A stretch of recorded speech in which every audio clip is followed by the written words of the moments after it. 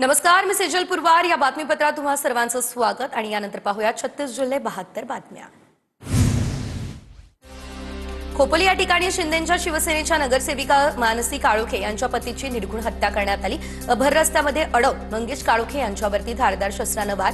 फरार आरोपींचा पोलिसांकडून शोध सुरू. मंगेश काळोखे यांचे समर्थक नातेवाईकांचं खोपोली पोलीस ठाण्याबाहेर आंदोलन. आरोपींना अटक होत नाही तोपर्यंत मृतदेह ताब्यात घेणार नाही, नातेवाईक आणि समर्थकांचा इशारा. नगरसेविकेच्या पतीच्या हत्येनंतर खोपोलीमध्ये तणाव. आरोपींना तात्काळ अटक करण्याच्या मागणीसाठी रास्ता रोको. मुंबई पुणे खोपोली मार्गावर रास्ता रोको आंदोलन.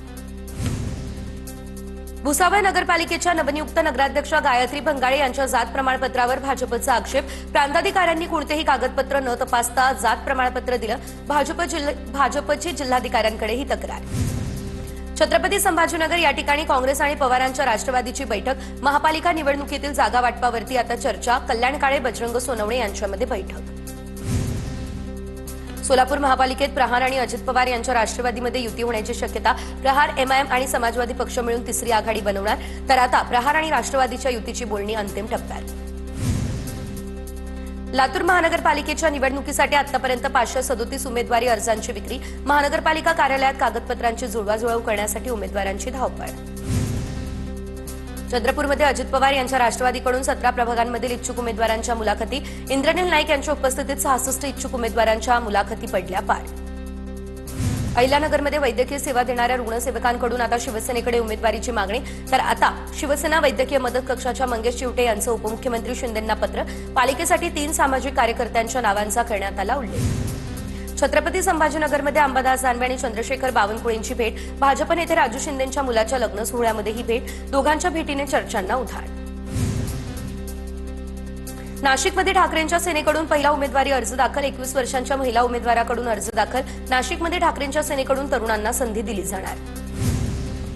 कोल्हापुरातील जवाहरनगर प्रभागातील नागरिकांचा निवडणुकीवरती बहिष्कार. विकासाच्या मागणीसाठी आता आक्रमक भूमिका. कोल्हापूरच्या प्रभाग क्रमांक 20 मधील नागरिकांचा पालिका निवडणुकीवर बहिष्कार. नागरी सुविधा देण्याची आश्वासनं पूर्ण न केल्यानं बहिष्काराचा निर्णय. नागरिकांनी बोर्ड लावून राजकीय पक्षांना दिला इशारा.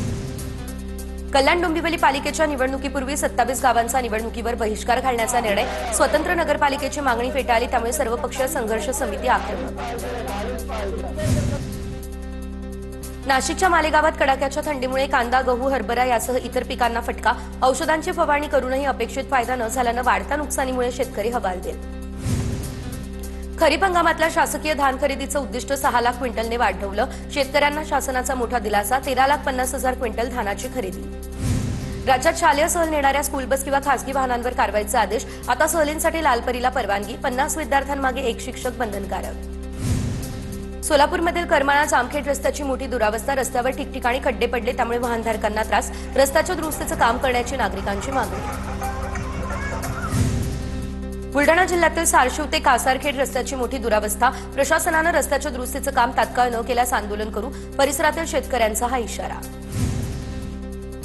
बीडच्या परळीमधील बस स्थानकामध्ये धुळीचं साम्राज्य. तर आतापर्यंत 2 वेळा भूमिपूजन करूनही बस स्थानकाचं नूतनीकरण झालेलं नाही. धुळीमुळे प्रवाशांचं आरोग्य मात्र धोक्यात.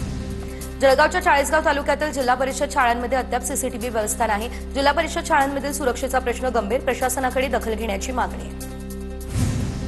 सांगलीमधल्या बलगवडेमध्ये सौर ऊर्जेसाठी 12,000हून अधिक झाडांची कत्तल. गावकऱ्यांचा विरोध डावलून सौर ऊर्जेसाठी झाडांची कत्तल. ग्रामस्थांचा विरोध झुगारून आणि प्रशासनाला अंधारात ठेवून झाडांची कत्तल. पर्यावरण प्रेमींसह ग्रामस्थांमध्ये झाडांच्या कत्तलीनंतर तीव्र संताप.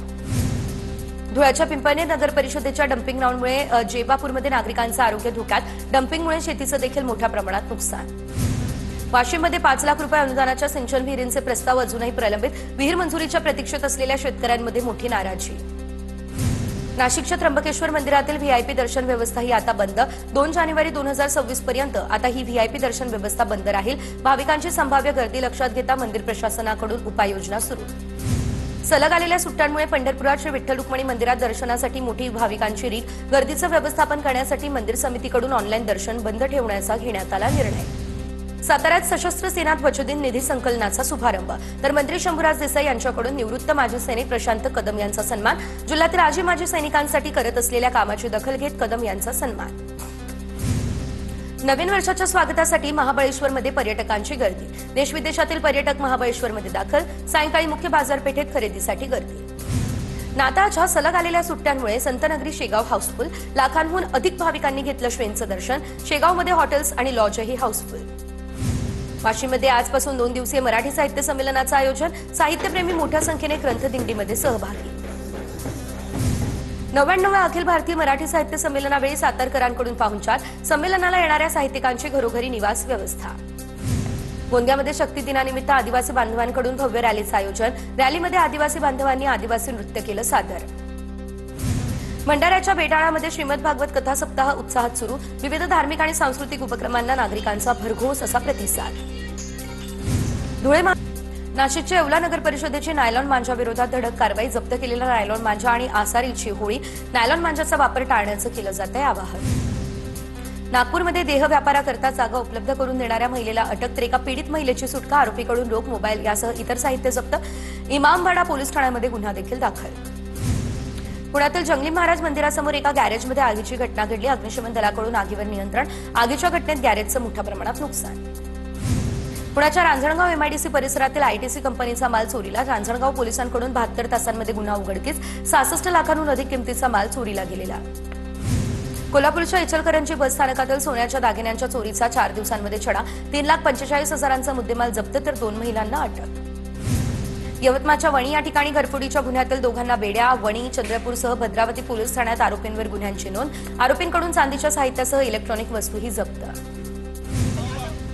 परभणी महानगरपालिकेत उमेदवारी अर्ज दाखल करण्याचा आज 4था दिवस। महानगरपालिकेसाठी गेल्या 3 दिवसांमध्ये एकही उमेदवारानं उमेदवारी अर्ज दाखल केलेला नाही। आतापर्यंत 1000हून अधिक अर्जांची करण्यात आली आहे विक्री। छत्रपती संभाजीनगरमध्ये ठाकरेंच्या शिवसेनेची आज मशाल रॅली। आदित्य ठाकरे उपस्थित राहणार। महापालिका निवडणुकीच्या पार्श्वभूमीवर या मशाल रॅलीचं करण्यात आलंय आयोजन। इचलकरंजी महापालिका निवडणूक प्रभारी म्हणून आता शरद पवार यांच्या राष्ट्रवादीकडून बाळासाहेब पाटील यांची निवड। प्रदेशाध्यक्ष शशिकांत शिंदे यांच्याकडून निवडीची घोषणाही करण्यात आली। कोल्हापूर पालिकेसाठी आप आणि वंचित आघाडी एकत्र। पवारांच्या राष्ट्रवादीला सोबत घेण्याचे प्रयत्न। आज संध्याकाळी आप आणि वंचित आघाडीच्या युतीची घोषणा होण्याची दाट शक्यता। भगीरथ भालकेंनी घेतली तानाजी सावंत यांची भेट। मनसे नेते दिलीप धोत्रेंनीही तानाजी सावंतांची भेट घेतली। भगीरथ भालके शिंदेंच्या शिवसेनेच्या वाटेवर अशी चर्चा। नंदुरबार जिल्ह्यात थंडीचा जोर वाढला। तापमान घसरलं। सर्दी, खोकला, टायफॉइडसह मलेरियाच्या रुग्णसंख्येत वाढ। जिल्हा प्रशासनाच्या वतीने नागरिकांना काळजी घेण्याचं वारंवार केलं जातंय आवाहन। जळगावच्या सराफ बाजारामध्ये सोनं चांदीच्या दरात विक्रमी वाढ। सोन्याच्या दरात 900 रुपयांची, चांदीच्या दरात तब्बल 8,000 रुपयांची वाढ। सोन्याचे दर जीएसटीसह 1,41,728 रुपये, चांदीचे दर जीएसटीसह 2,36,900 रुपयांवर पोहोचले।